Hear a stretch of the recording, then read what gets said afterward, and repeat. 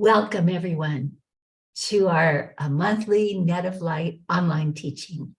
And today we have Krista from South Africa, Peggy from the Eastern United States, me from the Western United States, and Ingvild from Norway together. We're going to be talking about a real issue that Krista in South Africa has.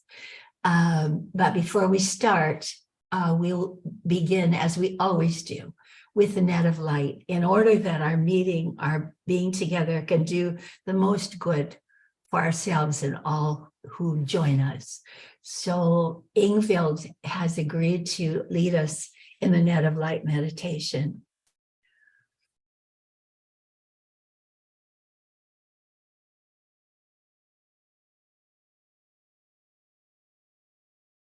Ingvild, we can't hear you. Oh, yes. Thank you, Sharon. I had an issue muting. Yeah, thank you. And thank you for asking me to cast the nets. It's so beautiful to be in the net. And yes, first of all, I call on the grandmother. We call on the grandmothers to be here. We call on the beautiful, beautiful net of light to hold us and fold us. The net of light that is lit by our hearts and the joy that the grandmothers and the net of light give us. And first of all, we cast the net to the beautiful, beautiful nature kingdom. The plants, the trees, the roots of the trees, all the nature kingdom.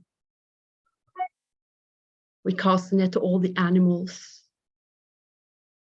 We cast the net also to all the nature spirits, the devas, everybody taking part in creating and giving us this beautiful experience of what it is to be on the earth. We cast the net to the mineral kingdom. And we say thank you. Thank you to our bodies. Thank you to the net of light for permeating everything. We cast the net to, first of all, to the 5 elements, to air, to water, to fire, to earth, and to ether. And to the nature spirits of all these elements. And we thank them all for being held and balanced and supported in the net of light. And we cast the net to all the people in all throughout the world, to the hearts of every woman, every child, every man. We cast the net to wherever there is suffering or loneliness. And we cast the net to everybody who's working to alleviate and hold and support whenever there is sickness or health issues, and everybody's that's taking care of people. And we thank you, say thank you, thank you, thank you to this beautiful net of light for holding us. And we say thank you to the grandmothers for holding us. May all the beings in all the worlds be happy. May all the beings in all the worlds be happy. May all the beings in all the worlds be happy. Peace, peace, peace.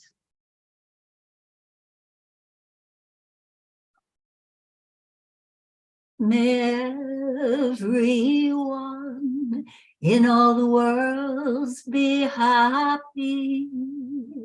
May everyone in all the worlds be happy. Everyone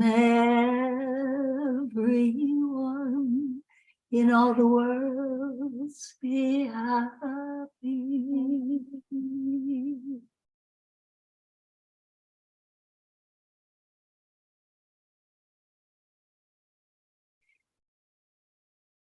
Thank you, Ingvild. Thank you.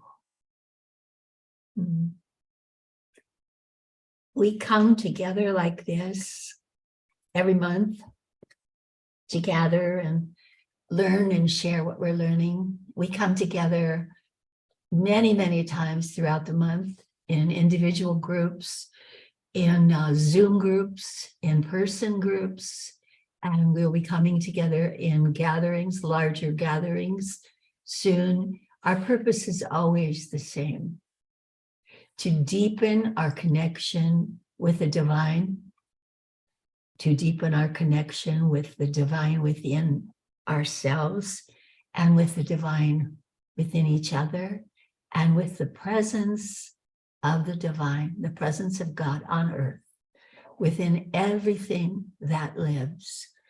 We have learned that we are vessels for connection in the one love. And everything we do is to grow that connection, foster it more, which makes us happier and happier, and spreads this joy everywhere we are. So today we're going to talk about what is it to live this energy of yin? What is it to be this anchor point for the net of light on earth? What is it to be this vessel of supply that is constantly flowing with love, giving and receiving, healing and being healed? And so Krista from South Africa sent me an email, and it was so sincere and heartfelt. And Krista's been on one of these teachings another time. She works with women in South Africa. And her question was so full of longing to understand that I thought, I'm not going to bother Krista. I'm just going to have her come on here. And we will talk about this question because it's so valuable. So Krista, would you tell us a little bit about this quandary or this place you are where you're really wanting to learn more? Yeah. Thank you very much. Thank you, Sharon. What a privilege to be here and to have the privilege of the wisdom that we're going to talk about. My question is very sincere in the sense of I'm working with yin. I'm working with the books and the teachings, and I'm really trying to embody it and to live it and to be it, not only in moments, but to really embrace it. In my work, I work with women. I do a lot of leadership development, and I have a lot of exposure to women. And what I wanted to do is to make it practical and without being in the context of the grandmothers necessarily, just to start talking about the principles of yin and to wake women up to the fact that they are yin containers and use those words and start to gently introduce that. So I wanted to know, because then they say, but what does that mean? So I want to understand practically, not only energetically, what will you see me do or not do when I am a yin container, when I hold steady? If I think of South Africa, we have got one of the highest gender, abuse rates in the world. So how can women stand in their power and not take the abuse and still be a yin container? Because people sometimes think, or the women ask me, so if you say I must hold steady, does that mean I keep quiet? Does that mean I don't do anything? Do I just hold? What do I hold? And how do I respond to that? So I hope that gives you enough of a background and context where my question comes from. But it is very practical, real. What will you see me do or not do when I am fulfilling my role and stepping into my yin space and my yin energy and being that anchor point in the world? Wow. Thanks, Krista. I got a similar question from Biga in Turkey just the other day. What does it mean? She and I talked for a while. And after we talked for a while, she was so cute. She said, oh, I think this means you become big mama. And I had to laugh. But I thought, you know, in a way, that's exactly right. The pain that women feel is from not realizing and not really knowing in their insides how powerful, how forceful, and how unified they are with the force of life. Women embody Shakti, life force, and that is a quality of women, and that is no small thing. And all the yelling and screaming or beating and stuff that men may do has nothing to do with that elemental life force. I'm going to say a few things and then I'm going to turn it over to Ingvild and Peggy. It's no accident that we bear children, women bear children. It is no accident that most healers are women. We are natural healers. We are the ones who sit with the sick child. We are the ones who sit with the dying parent. We are the ones who reach out in our communities and take care of. We have this capacity because we are the storehouses of yin energy, this life force energy for the earth. We are very, very potent. And because we are constantly helping and giving it away because we have it to give. We are full inside of this life energy, this life fostering energy for life. So this is who we are. As women recognize more and more who they are, they come to this naturally. And for each woman will bloom the way she was born to bloom. She will bloom as the flower that she is. And that is unique. And no two flowers are exactly the same. So she needs to learn how to go within and receive. All of the meditations the grandmothers give, you can use, and please do, with women. And you can change the wording, you can do whatever you like. The grandmothers are not jealous, and they do not demand that you speak to them.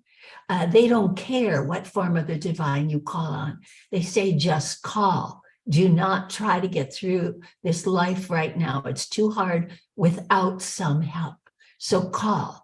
And they said, if you call on us, we will direct you wherever is the best supply source for you. So they may direct you to a particular form of divinity, a particular discipline, a particular sadhana or religion or whatever, or they may just work with you straight up. But they have come to empower women, to awaken us to the power that is within us, and then to help men awaken to that within themselves as well. But we women must lead. It can be no other way because the men don't know how to do that. And they are not full. They tend to be more empty now. They are out of balance and they do not have this peace, this abiding life force energy flowing easily within them. I will now shut up. And please, let's, Peggy, you and Ingvild have been doing this work for a long time, so please chime in.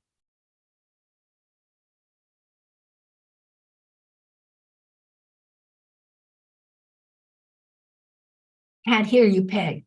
Yeah. Ingvild, I invite you to speak unless you would like me to go ahead.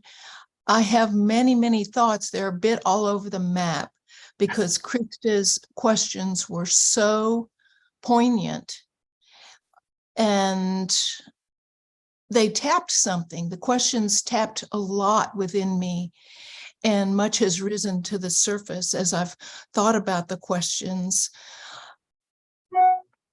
So I'm going to I'm going to speak in a way that may seem somewhat disjointed. I'll try to pull it together. But some of the thoughts that arose were the issue of us as women being containers of new life. In my earliest professional life, I was an obstetrician, and I was present for hundreds of births and was always astonished at what was happening as women. These containers for new life were bearing new life, and what the implications of that were. The women as containers for new life, and not just new life, but of everything. It's that expanded concept that has occupied my time and my thinking for decades now. I no longer deliver babies for a living. And what I'm reminded of are a couple of my mentors.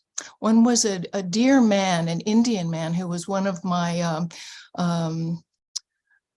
colleagues when I was in the Air Force. And he had a poster in his office that said, "All of the wonders that you seek are within yourself." And it struck me in such a deep way, but I had no clue what it meant. I knew it was very important, but I didn't know what he meant by that. And fast forward from there to a wonderful, wonderful dear friend I had, Doris, who passed at age 92.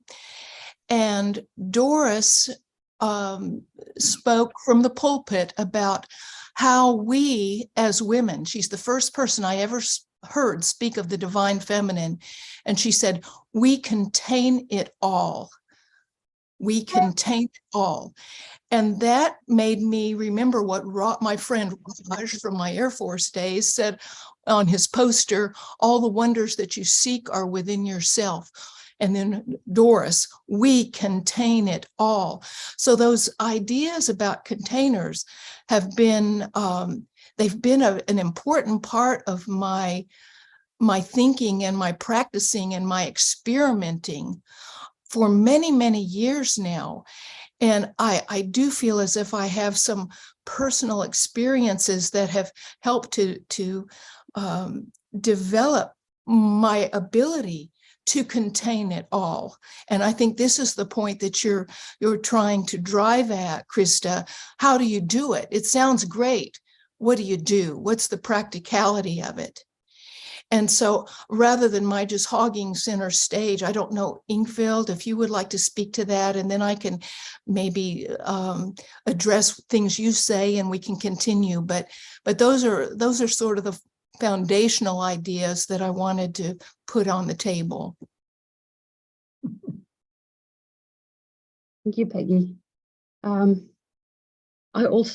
thoughts, I've been thinking a lot about this week, and they also feel like they're a bit all over the place. But I think the one thing that really strikes me most is that the grandmother's message have given me a consciousness of the yin energy, that I can consciously say yes to that inside me, because I hadn't heard about that anywhere else in that way. But it takes also a consciousness to say yes to it, because it's like we all bring various energy to any situation, and sometimes we're stressed and sometimes we're this or that. Whenever we take a breath, like the grandmothers say, that we are observing a thing, that the grandmothers will help us. Calling on the net will make me calm. It'll take away the fear. And then whatever I meet, I don't have to take on the energy. Like, for instance, the other day I was in the shop and I felt the energy of that man that was next to me. It was so angry. And I felt this anger always coming. And he probably wasn't aware that he was sending out so much anger. He was just in his own world. But then instead of reacting to that, I kind of thought, oh, grandmothers, just hold me, hold him. And I could be so much more quiet and what can I say? I felt that even though his anger was there, I could accept it, but I could just let it flow out. I didn't have to hold it in any way. I just, okay, I'm a container, but it changed the whole situation. So practical things like that for me is how I experience being a container, because I can allow the energies around me to be what they are and meet them in the net in a calm way.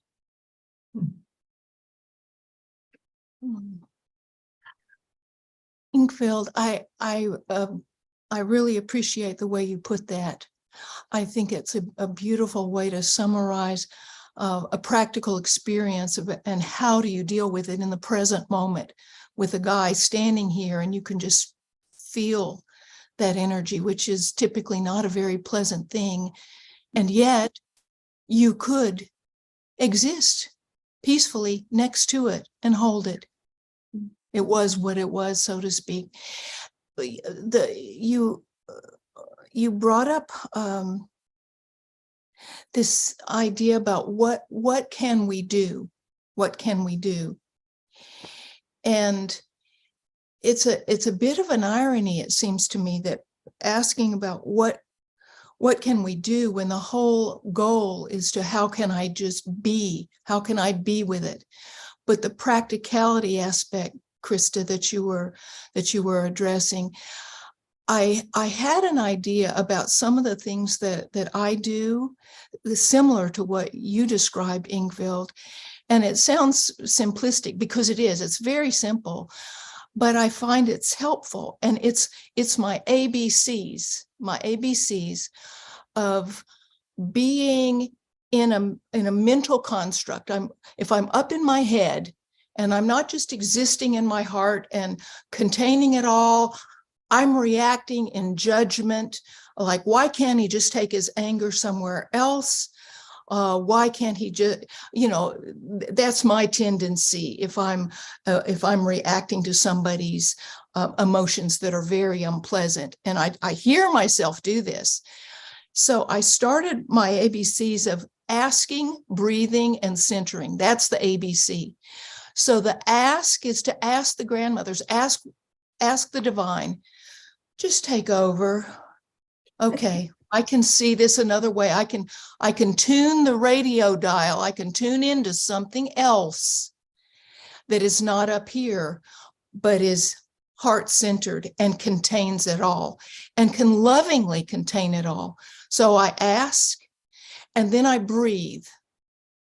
And I have my own, I have a lot of breathing practices, and so you probably do as well. But if you want me to expand on that in a bit, I can. But just to breathe and get back in my body, because we are here to embody. You used that word earlier on, Krista. You're here to embody the teachings. And we can't do it from just, all of this stuff going up here. Embodying it means that we have to feel it and ground it. And that's what we have these bodies for.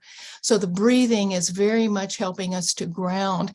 And then the C is for me centering. So I breathe, I'm aware of my body again, and then I can just kind of feel centered in my heart space.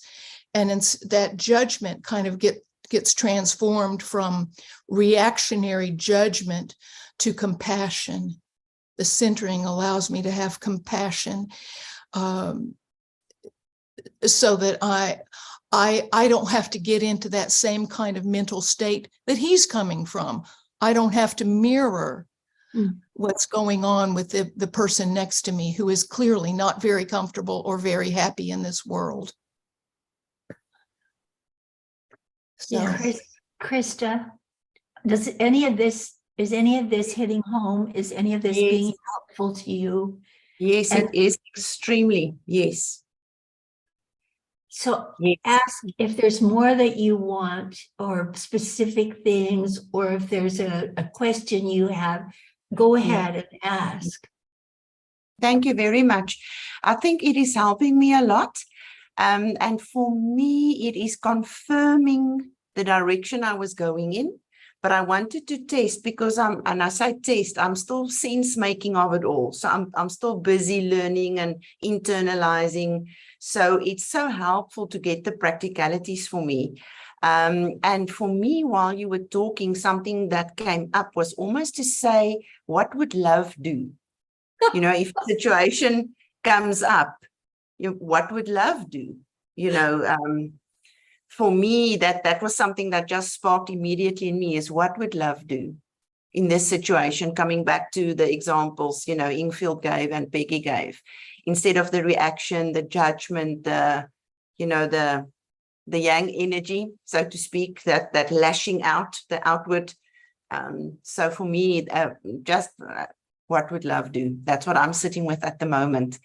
What was very helpful is a reminder that we are it, that we already contain it. So,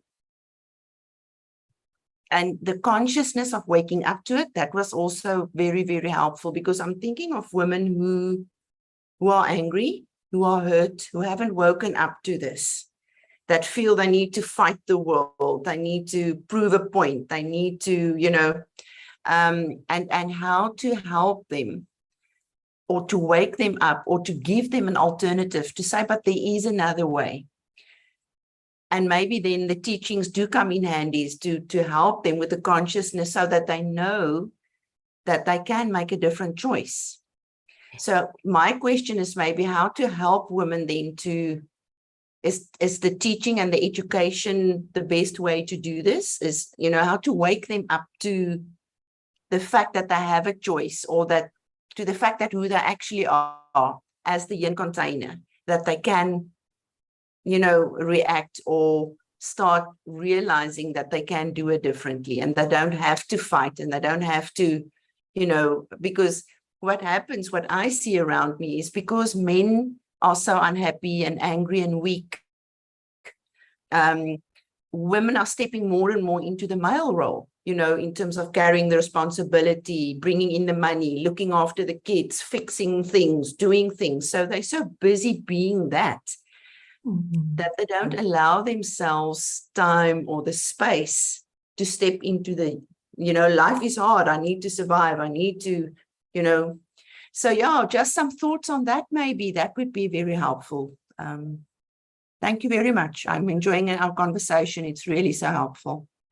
One thing that you might want to go look at again, I think it's in the second book, Our Love is Our Power, is when the grandmothers talk about the MOY, M-O-Y.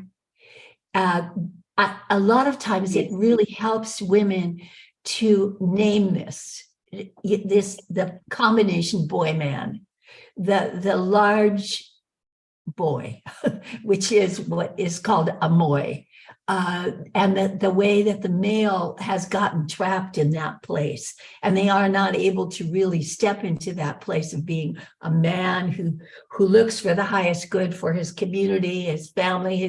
They're caught in that selfishness of the little boy, me, and the grandmothers talk about, you know, how to work with that. Basically, if a woman can see where that man is trapped in that helpless place of being that little boy in this great big man's body with his big voice and powerful fists and stuff like that, it really helps her pull back from going into having to fight it.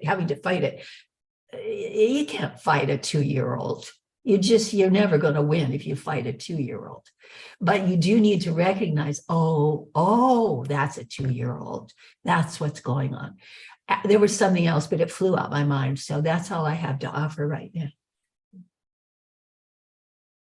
I also think about the goddess, and what you also alluded to, Peggy, about the divine feminine, that women also should honor the goddess energy, and that immense power, that what is the power of yin, and well, you talk about it a lot in the third book, Sharon.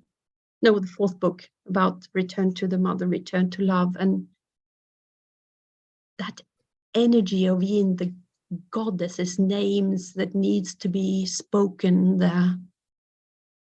that imminent yin power that we have, that you talked about initially. I think that also is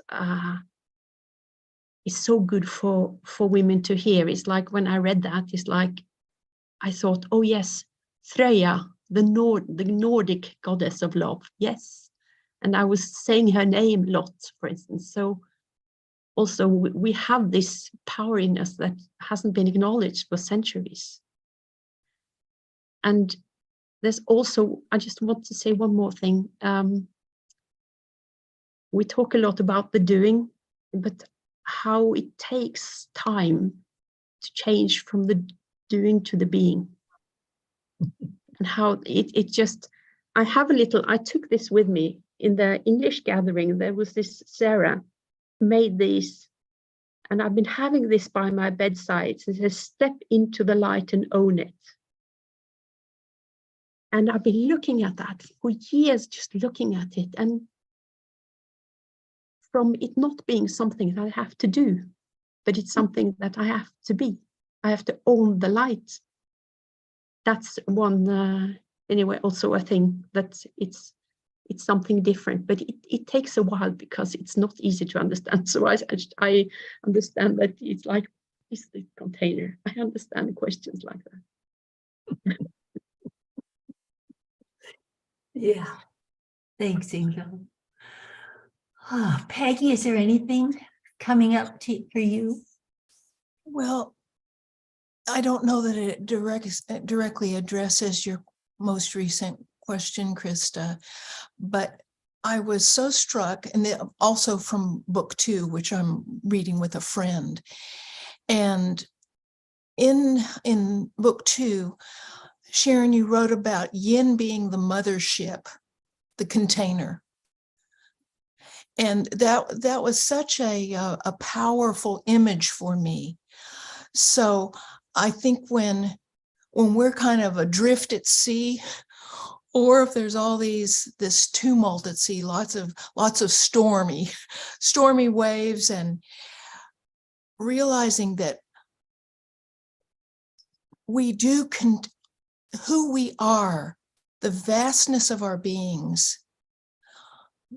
We contain the storms, we contain the waves, we contain the beautiful rainbow, we contain it all. And so when the storm is at its worst, and that's a judgment that we put on by our egos, which are so fearful, we always have the recourse to go back to the mothership. Remember the mothership. We contain it all. We are the yin. We are the mothership. And the container isn't affected by what is going on inside. It's like that, again, from one of the books, and I think it was, actually it's been 2 or 3 of them, because it's such a powerful concept. The container isn't affected by what it holds. The pitcher doesn't matter if it's got water or milk or cream in it. A pot doesn't care if it's got soil, flowers, a little small tree. The container isn't affected. And I think it's not a matter of being in denial and just closing your eyes, or being an ostrich and putting your head in the sand so you don't have to deal with it. It's just realizing that instead of contracting, you expand. Yeah. And you do hold it all. And I love this idea of just regarding the 50-year-old man he's in his terrible twos and he's having a tantrum here. And that's a very sad way to be. He's out of control. Some aspect of himself knows that. And maybe we become the great mother, and part of us just reaches, a figurative arm around his shoulder and offers some love. And maybe we don't do that with an actual arm, but maybe we do it energetically from our hearts. And maybe he can even feel that. Yeah. Let's just sit in this together for a few minutes and ask the grandmothers now. All these words are gold. They're so valuable.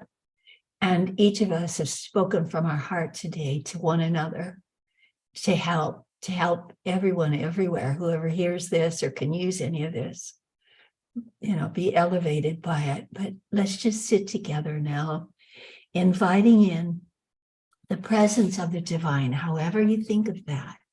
And I'll say the grandmothers' names because the grandmothers are the form of the divine that brought us together to learn this.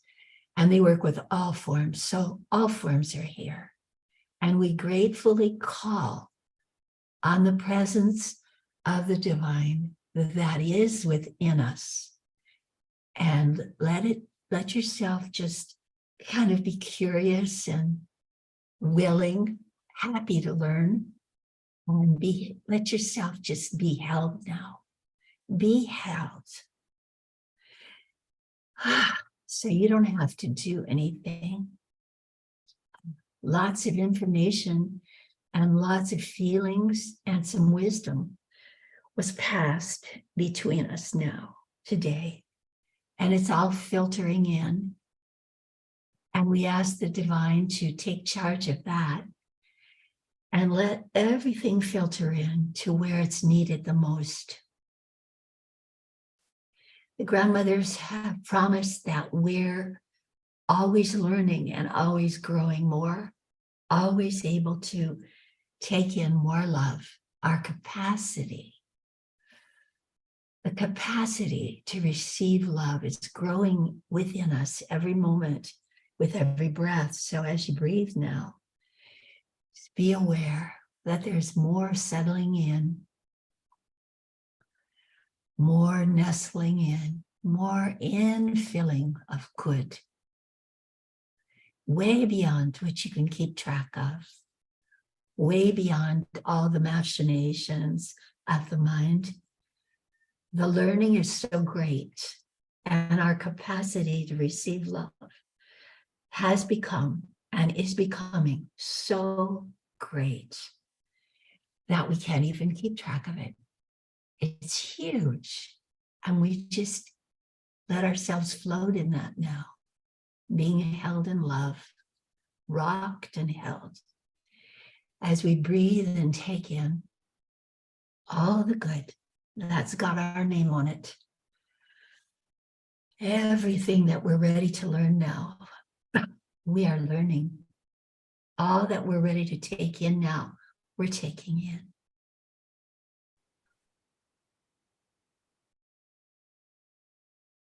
And just notice how your body feels. Always the body helps. Always it's ready to teach us. And all we need to do is say, oh, how do I feel right now? What do I feel? So notice now what you feel. It might be physical.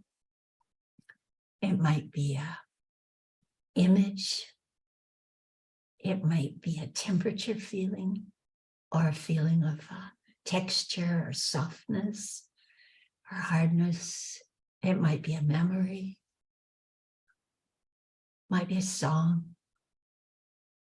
Let it be. Just let it be. And receive. Knowing that for every question you have, there is a wonderful answer. And it will come. It has to. Where there's a desire, a pure desire of your heart, the divine cannot resist that and will give to you what you most desire. So we ask now that we learn more and we love more and we soften more, expand. even more.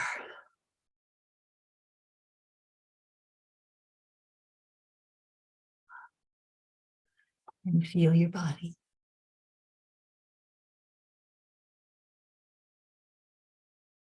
And so before we end, what we'll do is each of us express whatever it is we feel right now to stay with this assimilation of feeling. And I just feel this kind of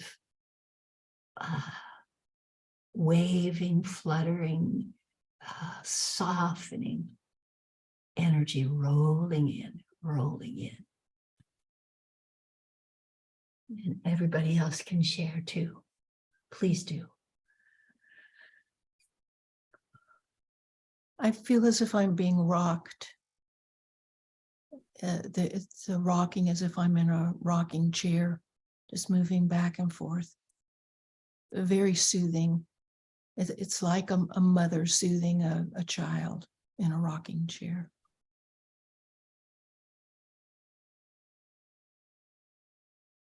I feel as though I'm held, really held. And it's like the power of the earth is coming up through my body, and fanning out like a big fountain.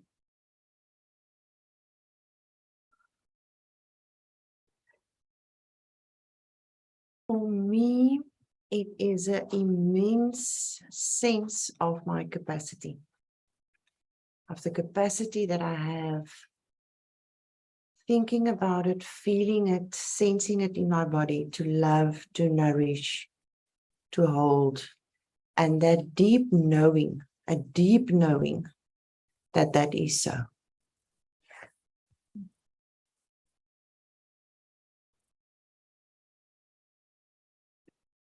Feel it all.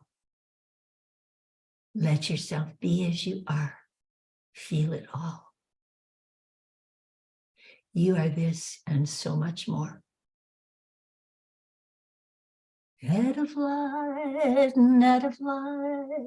floating in the net of light, net of light, net of light, holding in the net of light, reaching out, reaching in, reaching through the net of light, loving all, serving all, holding all within the light.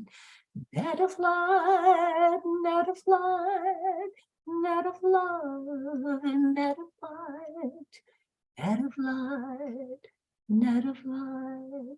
Our hearts are one within the light.